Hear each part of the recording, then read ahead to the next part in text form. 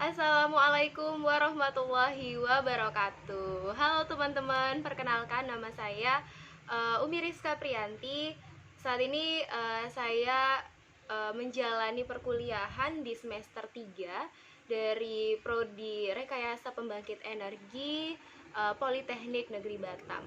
Nah, untuk kali ini pembahasan kita adalah mengenai mesin turbin. Jadi pada minggu sebelumnya, pada minggu pertama itu pada prodi rekayasa pembangkit energi kelas A, B dan juga kelas karyawan itu mengadakan sesi bersama mengenai membahas mengenai pengantar perkuliahan dan juga secara garis besar mengenai apa sih itu sebenarnya mesin turbin. Nah, jadi pada perkuliahan minggu lalu saya di sini akan sedikit membahas mengenai apa saja sih yang saya pribadi dapetin dari perkuliahan mesin turbin itu sendiri. Jadi sebenarnya perkuliahan di minggu pertama itu sangat menarik teman-teman, karena banyak hal yang kita dapetin gitu, karena perihal mengenai pembangkit energi terutama, dimana di sana dijelaskan secara garis besar sebenarnya apa sih mesin turbin itu sendiri gitu, dan juga bagaimana sih sebenarnya alur dari uh, sebuah energi, sebuah uap untuk bisa menggerakkan turbin begitu. Nah, itu sangat-sangat menarik sih sebenarnya. Nah, sebelum memasuki ke sana, sebenarnya sebelumnya dari dosen sendiri itu memberikan, maaf ya teman-teman karena ada suara motor gitu, jadi itu kayak agak jadi ice breakingnya sedikit. Nah, jadi untuk sebelum-sebelumnya itu dijelaskan dulu nih mengenai apa sih itu pengantar perkuliahan untuk mesin turbin itu sendiri. Nah, jadi untuk perkuliahan itu sendiri sebenarnya mesin turbin ini mempelajari mengenai sistem turbin uap dan juga gas beserta dengan komponennya, siklus kerjanya dan juga unjuk sistem kerjanya itu seperti apa. Nah, jadi di sini di materi ini diharapkan kami sebagai mahasiswa itu memiliki kompetensi dalam pengoperasian turbin uap dan juga turbin gas secara mandiri sesuai dengan SOP untuk melaksanakan pengujian turbin uap dan juga turbin gas itu sendiri, serta mampu menerapkan apa sih itu standar pemeliharaannya itu seperti apa begitu. Nah, jadi sebenarnya secara khusus nih teman-teman, mata kuliah ini tuh akan mempelajari beberapa hal. Nah, yang pertama itu ada namanya prinsip kerja. Nah, jadi di sini ada prinsip kerja berbagai jenis dan juga karakteristik kerja mesin turbin itu seperti apa. Nah, lalu yang kedua itu apa aja sih gitu kan prosedur dari pelaksanaan pengoperasian turbin uap dan juga turbin gas itu seperti apa sih prosedur pelaksanaannya. Nah, untuk yang ketiga itu adalah pengujian turbin uap dan gas.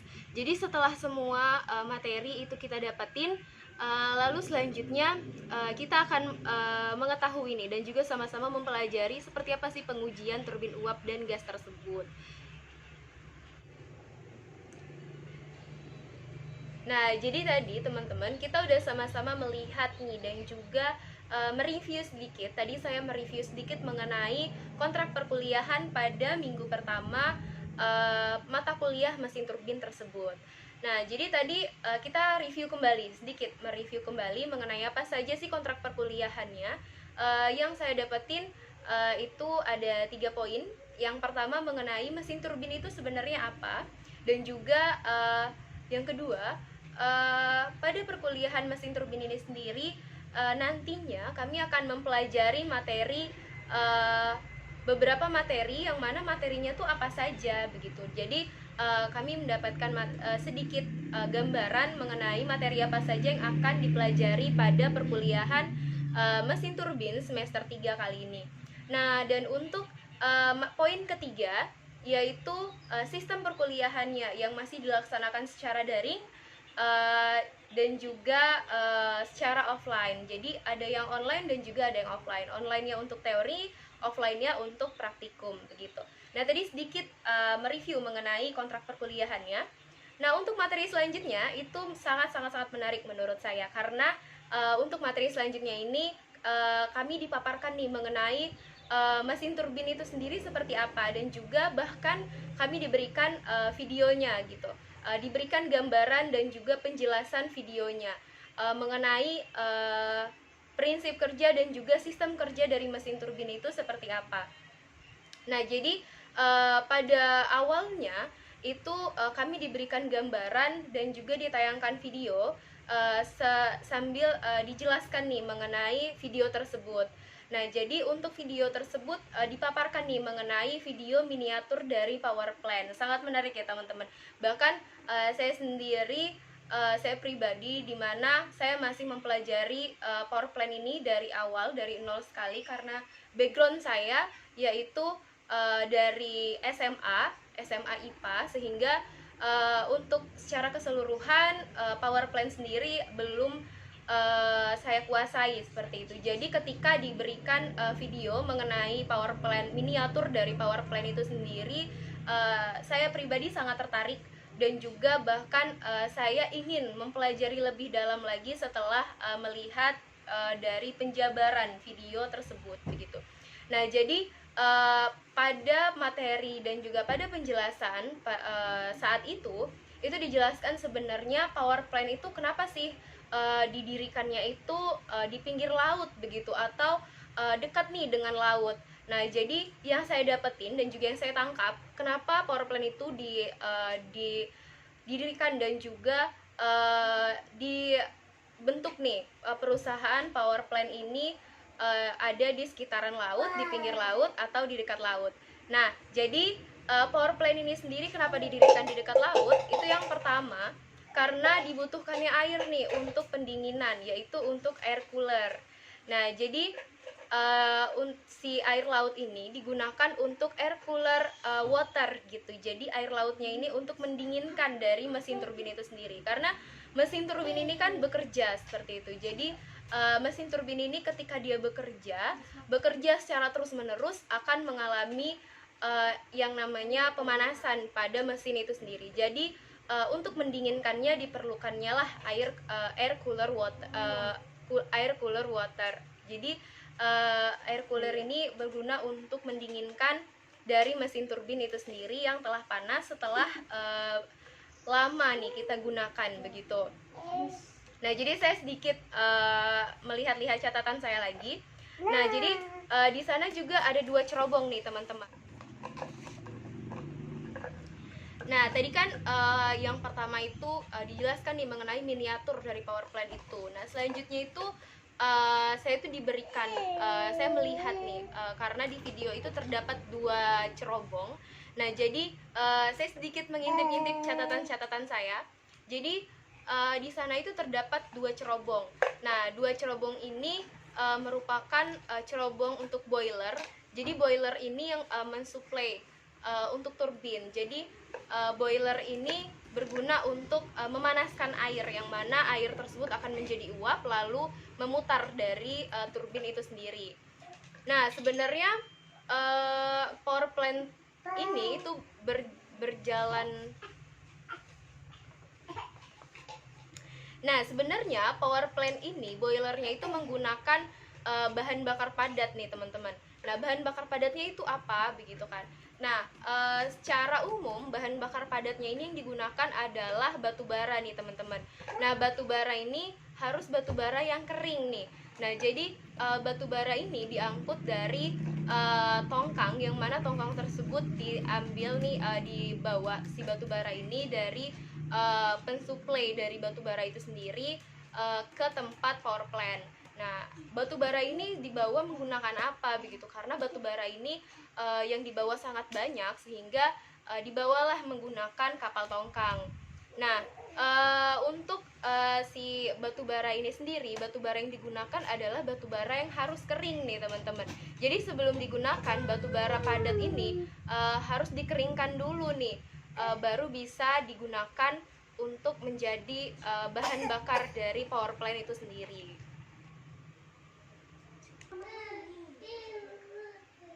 Nah, tadi kita udah sama-sama nih melihat tadi kan ada beberapa materi nih mengenai power plant, yaitu mesin turbin itu seperti apa sebenarnya.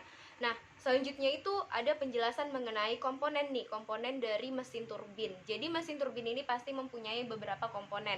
Nah, yang pertama komponen dari mesin turbin ini adalah rotor.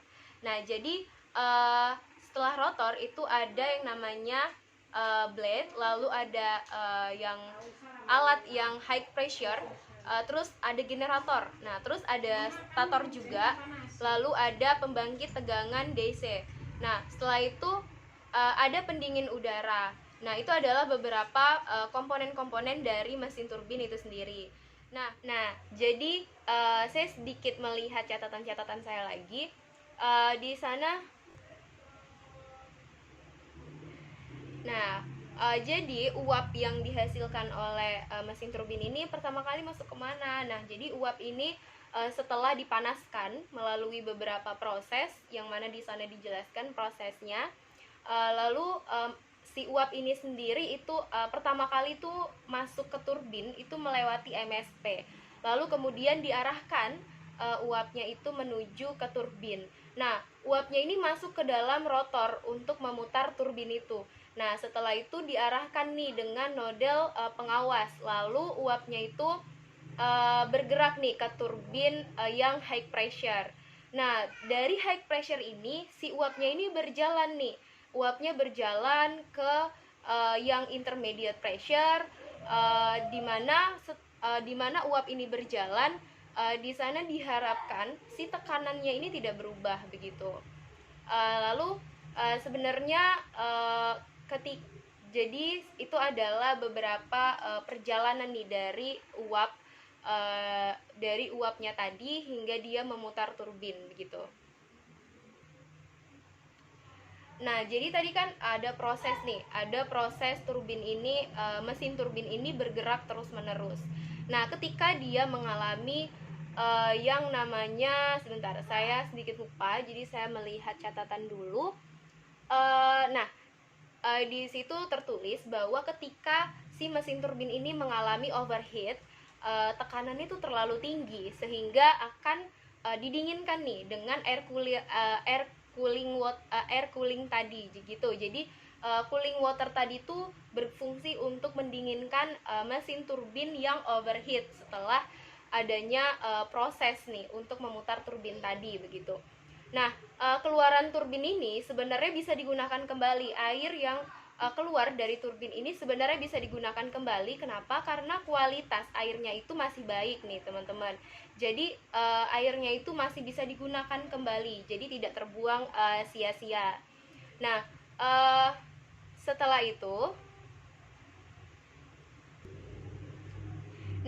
itu muncul nih teman-teman pertanyaan dari beberapa teman-teman saya.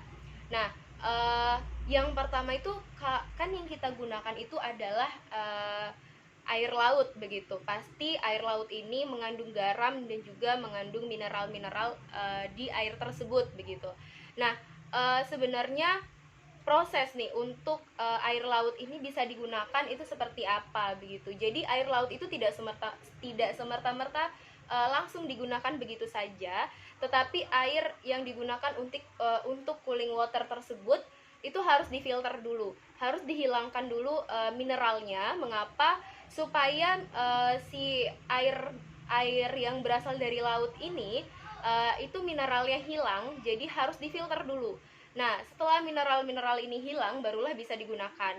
Lalu muncul lagi nih pertanyaan, kenapa mineral ini harus dibuang dulu nih? Kenapa mineral ini harus difilter dulu? Yang namanya air laut, teman-teman, pasti itu adalah air yang asin begitu. Jadi terdapat garam, terdapat mineral di sana. Jika tidak difilter, ketika air tersebut dipanaskan, diuapkan, akan bermunculan nih endapan-endapannya, endapan mineral, endapan garam, yang mana endapan tersebut akan menempel pada dinding-dinding peralatan alat-alat dari mesin turbin itu sendiri. Ketika si dinding tersebut ditutupi oleh kerak-kerak atau kotoran dari keluaran nih dari si air laut tersebut, yaitu bisa kita katakan yang paling mudah itu adalah garam.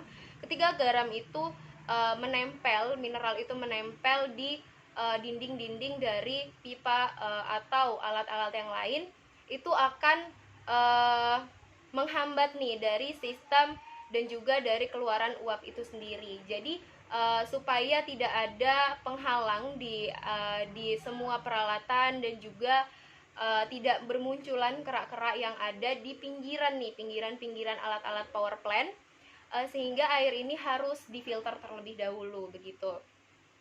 Itu yang saya dapatin, dan juga itu termasuk menurut saya adalah ilmu baru nih. Kenapa? Karena air laut ini kan maksudnya menurut saya, menurut pendapat bukan pendapat sih, menurut yang saya ketahui itu mungkin bisa digunakan langsung begitu, tidak perlu untuk difilter begitu, supaya pekerjaan ini lebih cepat untuk selesai begitu kan, tahapnya lebih efisien begitu. Ternyata harus difilter dulu supaya di awalnya memang agak ribet untuk memfilternya dan segala macamnya, tapi untuk kedepannya ternyata lebih jauh menguntungkan ketika harus difilter dulu supaya tidak dan juga perawatannya itu tidak terus menerus untuk menghilangkan kerak-kerak yang ada di pinggiran alat dari power plant tersebut begitu.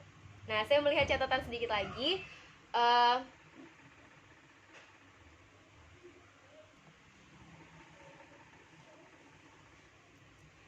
Nah, jadi tadi udah ada tuh beberapa review yang telah saya paparkan mengenai apa saja materi yang ada di minggu pertama. Lalu setelah penjabaran mengenai video miniatur power plant tersebut, bermuncul beberapa pertanyaan-pertanyaan yang telah saya bahas. Yang pertama tadi mengenai garam, lalu yang kedua ini mengenai batu bara. Jadi kenapa sih batu bara ini harus kering begitu? Nah, jadi batu bara ini yang tadi kan kita bahas di awal bahwa batu bara yang digunakan untuk pemanasan, untuk membakar dan juga menghasilkan uap begitu, untuk menjadi bahan bakar itu harus batu bara yang kering. Lalu kenapa batu bara ini harus kering? Karena ketika ada kandungan air di dalam batu bara ini, maka akan merusak beberapa peralatan begitu. Sama halnya dengan garam tadi begitu. Tapi kalau untuk air, dia bukan menghasilkan endapan atau menghasilkan kerak yang ada di kanan kiri atau di permukaan dari alat tersebut. Tetapi kalau misalkan air ini akan merusak beberapa peralatan. Contohnya bisa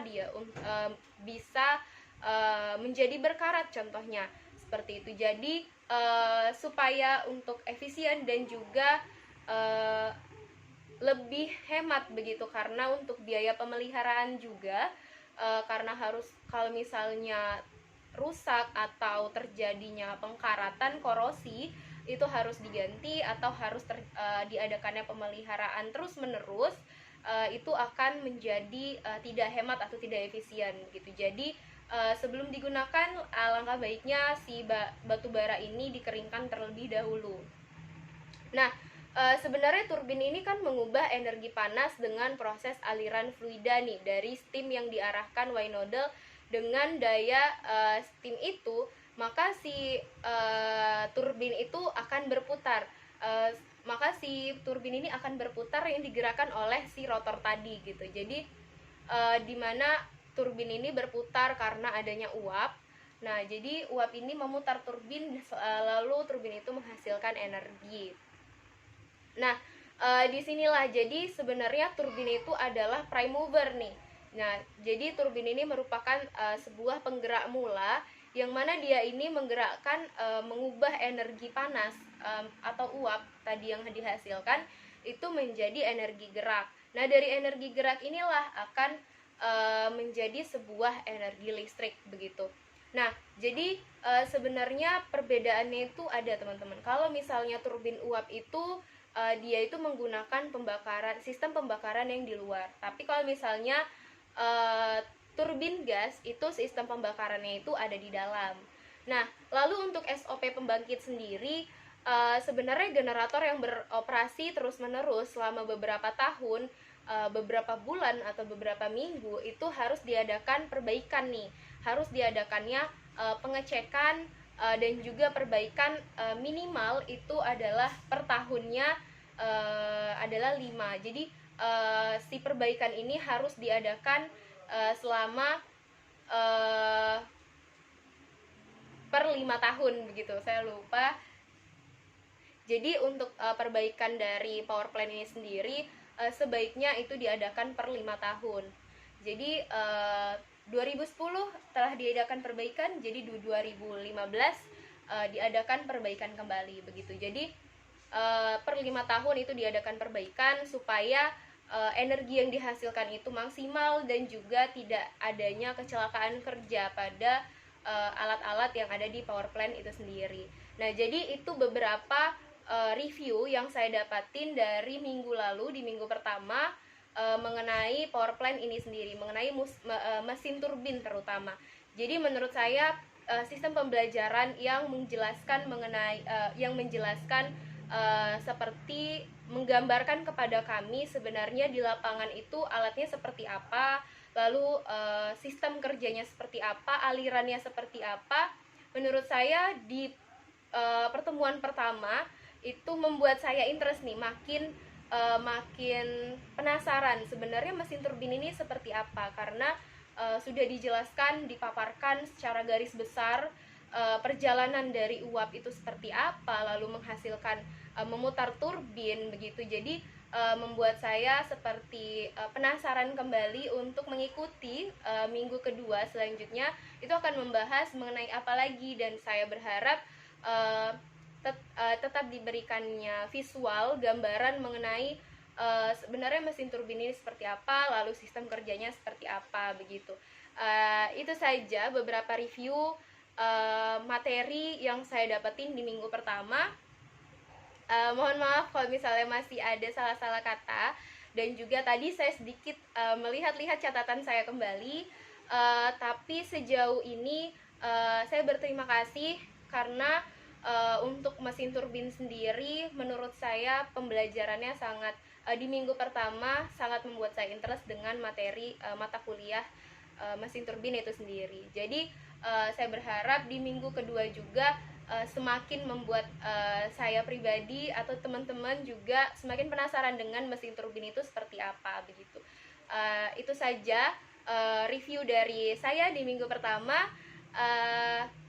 Mungkin nanti akan ada lagi video review di minggu kedua. Jadi saya berterima kasih atas kesempatan ini juga, telah diberikan kesempatan untuk berbicara seperti ini. Saya sangat senang sekali. Begitu saja review dari saya. Wassalamualaikum warahmatullahi wabarakatuh.